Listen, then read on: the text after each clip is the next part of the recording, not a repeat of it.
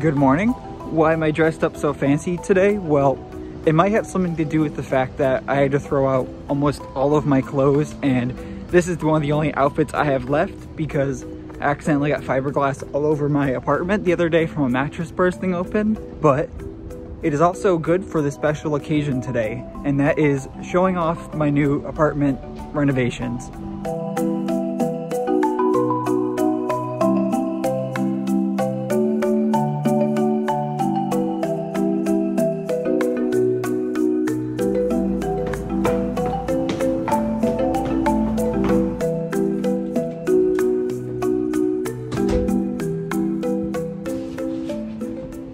Welcome to my tiny little apartment, and whoa, this is new, and yes, we will get to this, but first, when I talk about a tiny apartment, just how tiny am I talking? The apartment itself is right at 95 square feet. Yes, you heard that right, 95 square feet, so it's very small, but it doesn't really feel that small once you live here. To me at least, it's the sort of thing that you get used to, and after living here for a while, it's just normal. The apartment itself is located in the East Village of Manhattan, right in the heart of New York City, and the monthly cost here is $1,100. $1,100 sounds like a lot for such a small space, but believe me, for New York City, it's still very cheap. That $1,100 is also all I pay a month. It is a flat fee, meaning that I have no electricity cost, no gas cost, no heat cost, no hot water cost. It's all just included. The past 2 years that I've been living here, the cost was $1,000 a month, but for re-signing for a third year, it went up $100. But without me just sitting here and talking the whole time, let me show you around.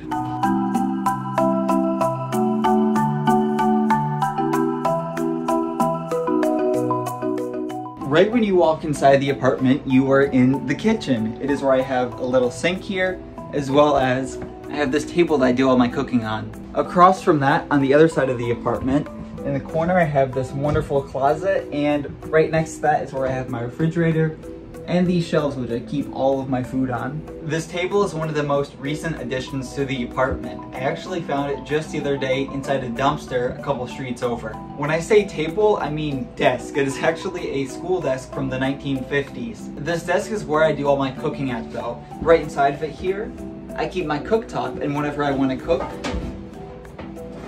I just pull it out and then I can do all my cooking right there. The cooktop that I have right now is actually the old cooktop I had because the newer one I purchased a while ago kind of caught on fire and started melting down, so I'm using this one. Right next to the cooktop here, you'll see I have my little sink. Now this sink is very small, clearly, but just like anything in this apartment, you make it work. Can you wash a full-size pot and pan in it? Not really, it kind of just hangs out the edge a little bit, but you can still do it and you can still make it happen, so you sort of just work with it like I said. Some of the spices that I use the most often I like to keep right on this shelf here so I have easy access to them. Those spices can range anywhere from regular salt to garlic salt to oregano to thyme, whatever you need. Any other spices that I will use I keep right in this bin on this food shelf. The food shelf, you can see, is a really valuable spot in the apartment because there are these big wooden heavy shelves that actually came with the apartment, which was great. I have my special spice bin right here, as well as where I keep any other foods in this bin. And of course, it's also where I store all of my dishes and my glassware. If you assume that the apartment itself did not come with an oven, well, you'd be right, but you can sort of just have a little one. I use this tiny little toaster oven for just about everything. You can reheat food on it, you can cook food on it, kind of whatever you like. The functionality is just about the same as any oven, except of course, it's micro-sized. When I want to actually cook with it though, I will simply just pull it out from the shelf, place it right on top of the refrigerator, and then I can cook with it. When I'm all finished up with cooking, I will of course clean it and then just slide it back right into place once it's all cooled down. The closet in the corner here is a very, very, very valuable thing because I'm actually one of the only apartments in the whole building that has a closet. A lot of them just have open shelving. The closet is where I keep all of my clothing stored inside of, and usually it looks a lot more full than this, but like I said, I had to throw all of my clothes away. I also keep things like my shower caddy in here, as well as my dirty clothes bin, and I rarely ever drink, so I keep all of my liquor stored in the top of the closet here to keep it out of the way. And I have my very precious rice cooker here, which I use as much as I can.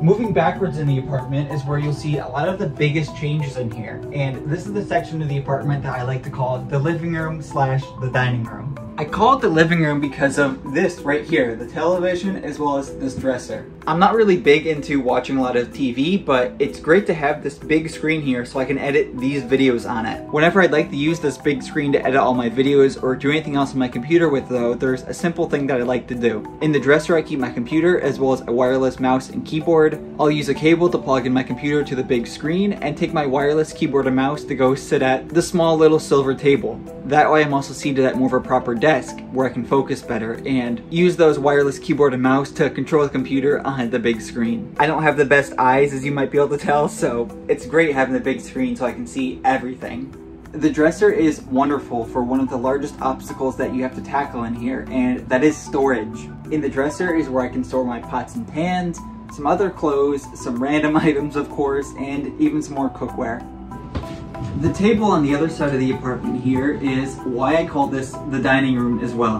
This is the one clean surface you'll see in the whole apartment that's completely just open. I like to have other knickknacks or fake flowers or anything else in other surfaces just to add a little bit of character, but I like having this open because whether I need to do some work or eat or anything else, I have a spot that's always ready for that. I mentioned earlier how my school desk is from the street, and well, this table is from the street as well. If you were to take a look right underneath the table here, you'll see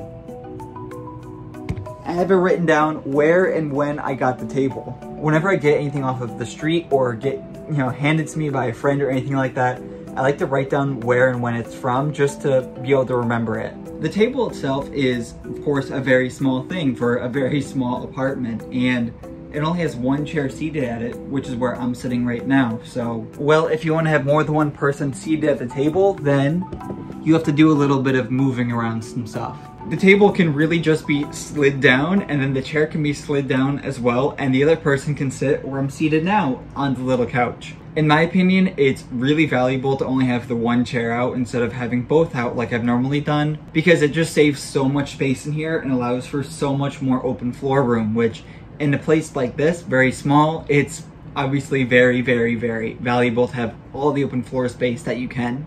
Now this futon, it might seem like a very new item in here, but it's actually one of the oldest. I said when I was showing you my closet that I had to throw out all of my clothes, and another thing that I had to throw out recently was the whole mattress that I used to have right on top of here. This futon is what was always underneath that mattress in the back of my apartment here. I just had it laid out flat and then threw a twin size mattress right on top of that to have a better place to sleep and have it be a little bit more comfortable. Long story short, because I don't really want to get into all of it right now, the mattress sort of burst open and all of the fiberglass decided to leak out of it. So it was kind of everywhere in my apartment, and yeah, the mattress, it's unfortunately just gone now. If it is only me sleeping here, then I will just leave it as a couch because I don't really need that much space to sleep as it is. But if I'd like to have more than one person on it sleeping, then I can just lay it flat like you normally do with a futon and then get it all set up as a bed, and look at that, you can have more than one person sleep on it now. Or just, if you want to spread out more in your sleep, then you can do that as well. The bookshelf was one of the first things that I put on the wall when I first moved in here 2 years ago, and it's probably going to be one of the last things to come down. I love the contrast of the very bland and neutral colors in the rest of the apartment with the very colorful books and the messiness of up here. It is great, of course, to store all of my books on and to keep other little knickknacks that I want to have out on display, but storage in here is a gigantic issue, of course. So where do I keep other things stored at that I don't want to have out on a bookshelf? Underneath my bed here, or I should say the futon now, I have two of these black fabric bins. Both of them will of course zip open and closed, and inside these I'll keep my shoes or other little things that are unsightly to keep out in the open. Any other storage that I have will be up on this gigantic shelf here that is over the front door and the kitchen. I use a sheet to cover up the shelf so that it just looks a lot cleaner and nicer, but underneath it, you'll see I have, well, just about everything else that I own. The things up here include my barbering kit because I am actually a licensed barber, and bins of extra supplies and things that I'm sort of just hoarding and don't really want to throw out or get rid of. You've heard a lot about the apartment.